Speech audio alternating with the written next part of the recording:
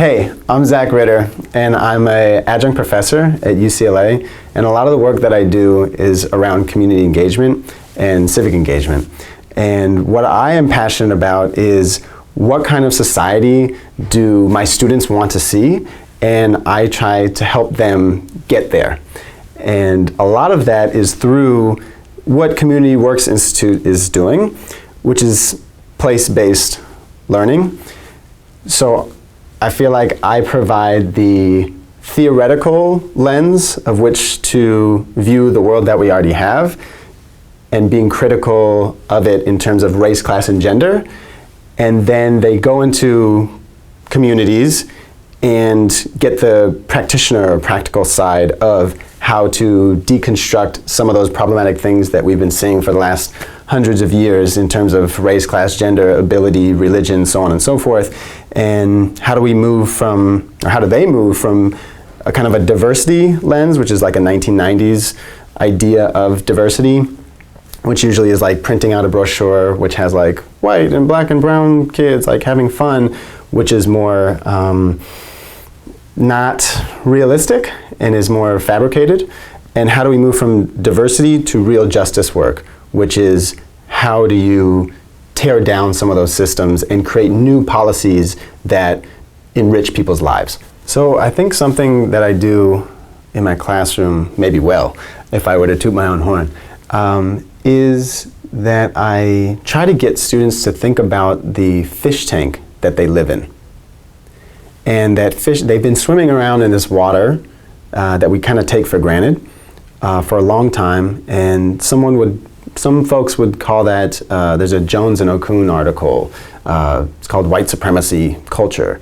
And it's kind of harsh, you know, maybe that language turns some people off, but one can think of it as, you know, even maybe corrosive capitalist water, or just maybe just toxic water, right? Toxic masculinity water, or whatever it is. It's a dominant culture that people swim within and take for granted that this is what I'm supposed to do in life, or this is why the police act like this. And so I help students question a lot of stuff in society, and what would it look like if we build a new fish tank? What kind of water would you want in there? What kind of trees and little plants and all that stuff would you want in there? And how do we get there together? And some student was really apt in saying, oh, it's kind of like studying abroad or traveling abroad. You are dumped into a new cultural water, right? And I think what Community Works Institute is trying to do is have people study abroad in their own backyard, right? Because we are in elite institutions at colleges, but, you know, take for example USC, right down the way is Skid Row. Are we studying abroad in Skid Row? Do we have family members that are living in Skid Row, right? It's not theoretical and hypothetical. We don't even have to study abroad. It's in our own family. So how do we go to Skid Row, or even just go to the greater downtown area and conceptualize, well, this famous building was built by the Chandler family, or another big luminary, right, the Otis family, and right next to that we have abject poverty. How do we square that, and what role do we play in trying to ameliorate some of these societal issues that are not good for any of us, right? Something I also try to teach in my class is, well, history. And James Baldwin says he says white folks are trapped in a history that they don't understand. And until they do understand it, they cannot be released from it. He says a real reason why a lot of folks dominant groups, not just white folks, don't want to unlearn the history and the culture and the water that they swim in is fear. And what is that fear? That fear is a loss of identity. And I think, you know, we've seen identity politics being talked about in the media, but we also don't talk about the last 200 years of American history has been wealthy white land-owning identity politics playing out. This is the first time in our history where it is black and brown folks that are having some of their needs and desires strewn about on CNN and other news platforms.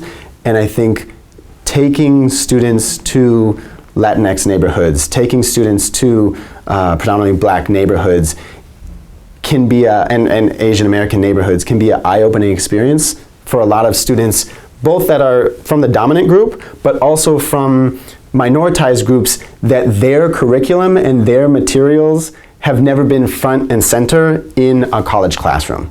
And so I think that's something very exciting that Community Works Institute is doing, because it's actually taking everybody as a collective to these different spots in the city to break down those walls of a classroom, that your whole community is a classroom. And another thing I try to talk about is Malcolm X and how he's so vilified and demonized, and how we in fact learn history incorrectly. Malcolm X has a great quote where he says, if you stick a knife in a person's back and you pull it out several inches, that's not progress. Even if you pull that knife out all the way, that wound still has to heal. And he says the problem with America is we don't even recognize that there's a knife in anyone's back. And I think by taking people to communities where you can clearly see something's not right here, there's knives in people's backs, and are we all just going to be innocent bystanders saying like, well, that's just, you know, the myth of meritocracy, or this is a meritocratic society, this is how it happens, you must have been lazy, or the system was against you, wow, Jim Crow was really bad, but good thing it's over now. No, these vestiges of racism, classism, and sexism that we are taught happened 5,000 years ago actually did not. You know, they ended maybe officially 30, 40 years ago, but they are still with us every day. And I try to bring in my own personal narrative that my father was born in a refugee camp. And people are like, well, what is that? But you're not Central American, you know, you're not Vietnamese, what's the matter with you? Because we're taught that these histories of the Cambodian genocide and the you know, Black Holocaust and the Native Holocaust and the Jewish Holocaust were, again, 5,000 years ago. But if we go into communities and we listen to people's stories and we understand, oh, your family was in a genocide, my family was in a genocide, oh, epigenetics and trauma just passed down through generations, I didn't think I had much in common with you, but now we're doing that cosmic dance where I really am vibing with you, and let's try to create something new in society and get this part of the city to talk with this part of the city, and maybe there can be some idea exchange and even wealth exchange. I think oftentimes in social justice work, we talk about asset model versus deficit model.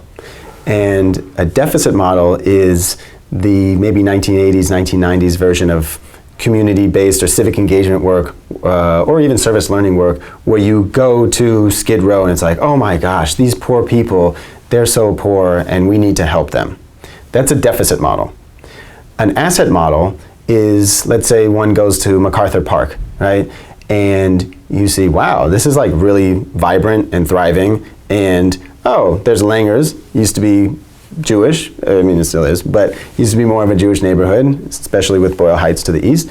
And now it's like Central American, and there's like, it used to be more black, but now it's not, and this is very interesting, and there is a thriving community going on, and there's schools, there's museums, people are living their lives, and we always, which is an asset model, see? That's the asset part, that there's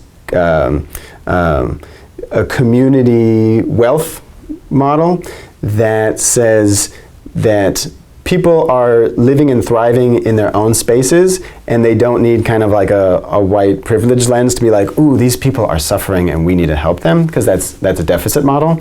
And so if we can go to different communities in Los Angeles or any other city and show folks that people are not only surviving but thriving, I think it shifts people's minds into, oh, my cultural competency and my views and the water that I swim in does not have to be thrown onto these folks, but that their lives are quite rich in a lot of ways that, from a privilege lens, would seem like they're not. I think a big thrust in my classroom is this fear of wealth and preoccupation with wealth that America has right now, and maybe always has. And I try to get students to think about how do you love yourself more than greed and all the crazy stuff that we see in social media. And I help them hone in that Dr. Cornel West talks about social justice is what love looks like in public, right? And in their projects, they are charged to marry the theoretical and the practical. And so they go into different communities that maybe they've never been before, and we talk about how to be humble and to step up at certain times and to step back at certain times, because that may not be your community. And you shouldn't be some white knight coming in there with this social justice theoretical knowledge of, I've learned about white supremacy and I'm going to tell you that you're doing it wrong. Hold on. You got to listen to what's going on. What are people interested in? What do they need? What do they value? And moving from this cultural competency, which is like the checklist of I have to be culturally competent, to cultural humility. Listen with your brain, your ears, your eyes, and your heart. And there's been amazing projects that have come out of that.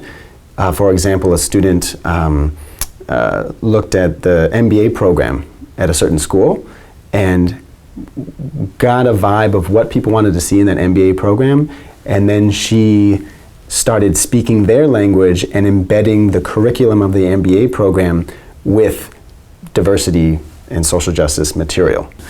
Another one of my students was looking at community farming, and she noticed that a lot of the movement in America in terms of community-based farming was Eurocentric vegetables, fruits and vegetables.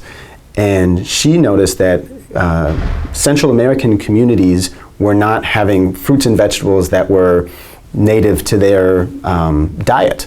Therefore, they weren't eating whatever was growing in the community garden. And so she applied a critical race lens to community gardens, which one would think, well, that's just universal. Don't you like carrots? Don't you like cabbage?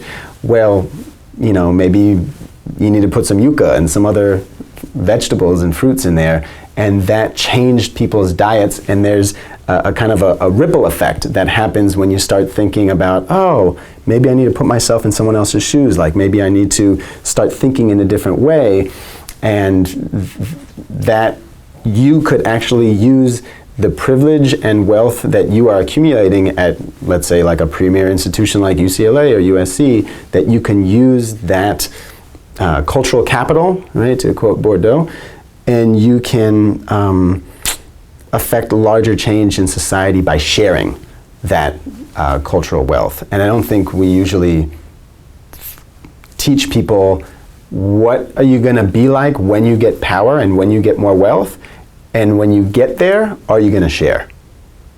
In addition, I also work with a lot of students that are first-generation college-going students, and a lot of those folks are black and brown students or are usually children of immigrants. And I think that those elite spaces are not always very welcoming to students with those backgrounds. And so it causes a lot of psychological stress. So we talk about in the field racial racial battle fatigue is one, where you have to keep educating dominant identity folks, usually white folks, of, well, actually, you know, this is, I know you've seen this in the media about my culture, but this is how it is. And you have to keep explaining to people, actually that's racist, actually that's sexist, actually that's classist that you said that, and you get fatigued, right? And it can lead to burnout, and you're going to drop out of college or something like that. Some of the toxic environment stuff that occurs also is imposter syndrome, where it's like, oh my God, I'm an imposter. I'm not supposed to be here because I look around and no one else looks like me. And that could also lead to dropout or just terrible mental health issues in college.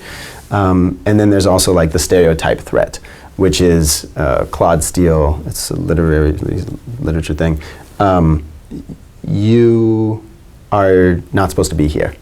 Or women don't succeed in math, right? And you're in a math class and there's a stereotype threat. There's a threat that you are the stereotype and you are not going to succeed. So I try to equip my students with some almost medicine to fight some of these toxins that are around in elite college environments. And to whatever extent I can, I use myself as, I'm a male, I'm white, I'm privileged, but also I'm Jewish and second generation, and I learned from my father what it's like to be the child of immigrants and listen to his story about how he struggled in college and try to apply some of those messages to my students. But also, as we were talking about applying that cultural humility lens, that I don't know everything about your journey and your life, but I'm going to listen and I'm going to utilize the cultural capital that I have to share with my students. And I also try to get my students to understand and share with each other and create an environment in a classroom where I use like humor, I use social media, but also multimedia to connect with students on stuff that they're interested in. So, it's not this hyper elite space where you don't belong. I try to make a space where everyone feels welcomed.